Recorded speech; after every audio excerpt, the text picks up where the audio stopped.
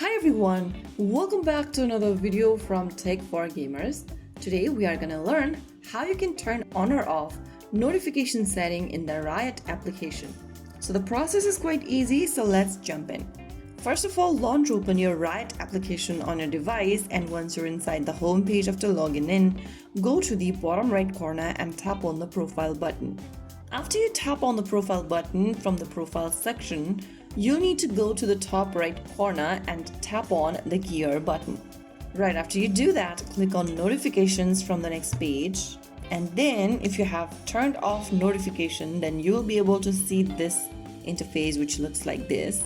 If you want to turn on the notification, then simply tap on this device settings option at the top, and it will take you to your device's notification panel where you'll need to click on the toggle button right next to show notification. Once you turn that on, get back to the home page of Riot, and now you have successfully turned on or enabled notification for the app. You can always get back to the same menu whenever you want, and you can also turn off the notification setting if you ever want to turn it off again in the future. So that way you will be able to turn on and off notification on Riot. If you found the video helpful, don't forget to like, share and subscribe to our channel. I will be back again in the next video. Thank you for watching.